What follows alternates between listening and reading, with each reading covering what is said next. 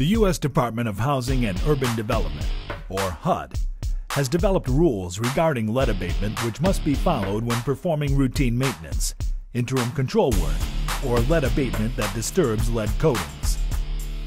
Methods approved by HUD when performing lead-related construction work are dust removal and control, paint film stabilization, friction and impact surface treatments, paint removal, covering, and replacement.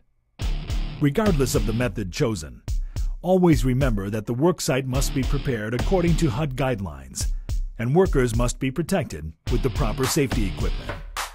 The main cause of lead poisoning is from lead dust, so dust control is the single most important aspect of any lead-related construction project. Lead dust is often generated during paint removal, especially when scraping is done, and during removal and replacement operations. Wetting the work area and lead-based painted components frequently to prevent visible dust is the most common method of dust control.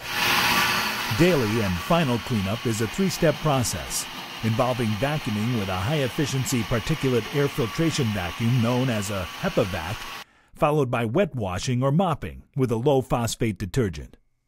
Lead dust removal and control is an important part of any maintenance, interim control, or abatement project. Paint film stabilization involves the removal of all loose, non-intact paint, usually by a combination of wet scraping and sanding, followed by the application of a non-lead containing primer and top coat. Dry scraping and sanding, burning, torching, abrasive blasting, and power sanding without HEPA filtration are prohibited by HUD due to the high levels of lead that can be released by these methods. Surfaces that are damaged from impact or abrasion must be protected to prevent the dispersal of lead dust. Examples of these kinds of surfaces are stairs, doors, drawers, or wooden sash windows. There are several methods of paint removal allowed by HUD regulations. These methods are used because they generate low levels of lead dust. They are wet scraping.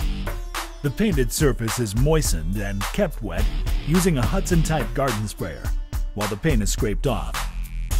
The most common method of removal is with a pull-type scraper that has 4 edges that can be rotated as the blades become dull. These scrapers work best when kept sharp. Paint removal with the aid of a heat gun. This method is allowed by HUD as long as the tool is used at its lowest heat setting, which is usually below 1100 degrees Fahrenheit. The tool should be held a few inches from the surface and only long enough to blister the paint. As the paint blisters, a putty knife is inserted under the paint to lift it from the surface. Be careful with heat guns. They have been known to start fires. A fire extinguisher should always be kept handy. Chemical paint removal. HUD requires that all chemical strippers must be non-flammable. Always use paint strippers in areas that are well ventilated. And be sure to read the warnings on the manufacturer's material safety data sheet and follow all recommendations on the use of personal protective equipment. Covering or enclosure. This method is often used where a building will be renovated in a short period of time and is a quick and less costly form of treatment, where the lead-coated surface is simply covered over and sealed with a barrier such as plywood or drywall. Understanding all residential abatement procedures will make you a safe and productive worker.